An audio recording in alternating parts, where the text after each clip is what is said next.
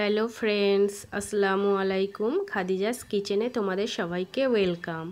আজকে আমি তোমাদের করে দেখাবো ডিম সেদ্ধ বা অমলেট ছাড়াই ডিমের কারি বা ডিমের ভুনা, যেটা খেতে অসম্ভব টেস্টি হবে আর খুবই সুস্বাদু হয়।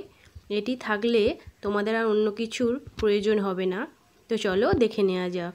প্রথমে আমি প্যানের মধ্যে 4 টেবিল চামচ তেল দিয়ে তেলটা গরম করে নিয়ে এবার আমি ওর মধ্যে দিয়ে দেবো দুটো মাঝারি সাইজের পেঁয়াজের পেস্ট। পেঁয়াজটা আমি হাই ফ্লেমে ব্রাউন কালার করে নেব।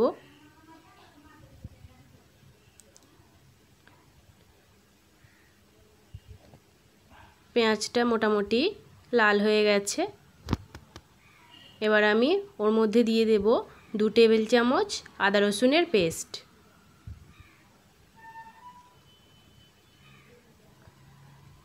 আদা রসুনটাকেও আমি ভালো করে কষিয়ে নেব, যাতে আদা রসুনের একটা কাঁচা গন্ধ হয় সেটা যাতে না আসে।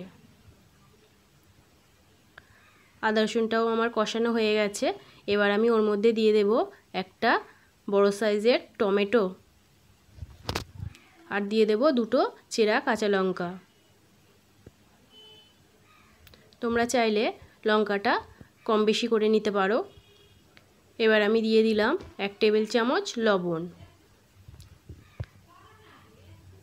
টমেটোটাকে ভালো করে কষিয়ে নেব। টমেটোটা একটু নরম হয়ে গেলে এবার আমি ওর মধ্যে দিয়ে দেব গুঁড়ো মশলাগুলো।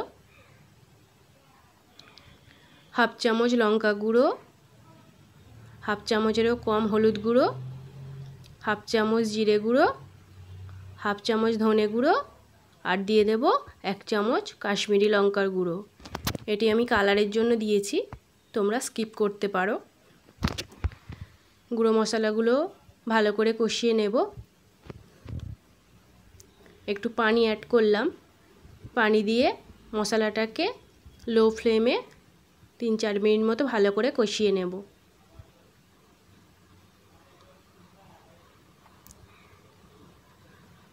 মশলা কষানোর পর যখন মশলা থেকে তেল ছাড়তে শুরু করবে, দেখো বন্ধুরা মশলা থেকে তেল ছাড়তে শুরু করেছে।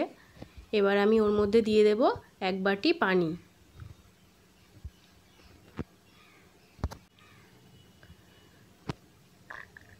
এক বাটি পানি দিয়ে আমি ঢাকা দিয়ে দেব। ঢাকা দিয়ে আমি ঝোলটা ফুটতে দেব।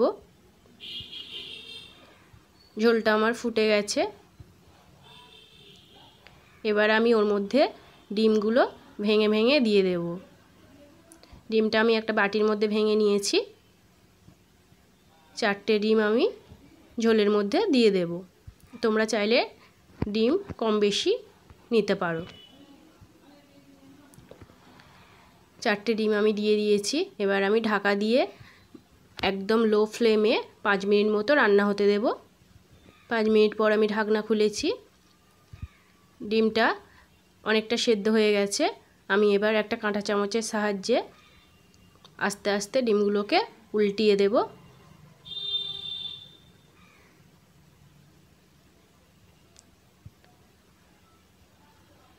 ডিমগুলো আমার উল্টিয়ে দেওয়া হয়ে গেছে।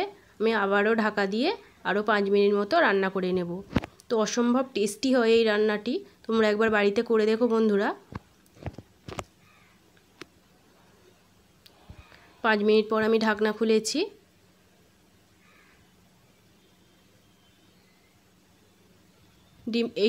ডিমের এই রান্নাটির মধ্যে একদম ঝোল থাকবে না, একদম মাখো মাখো হবে, তবেই বেশি টেস্টি হবে।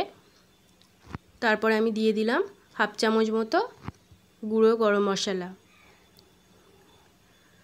গুঁড়ো গরম মশলাটা ডিমের মধ্যে ভালো করে আমি মিক্স করে নেব। তারপরে আমি দিয়ে দেব সবশেষে ধনেপাতা কুচি।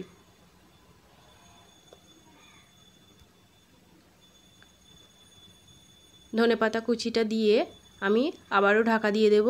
দিয়ে আবারও 2 মিনিট মতো লো ফ্লেমে আমি রান্না করে নেব। 2 মিনিট পর আমি ঢাকনা খুলেছি। দেখো বন্ধুরা রান্নাটা আমার প্রায় শেষের দিকে। আমি এবার গ্যাসের ফ্লেম অফ করে দেব।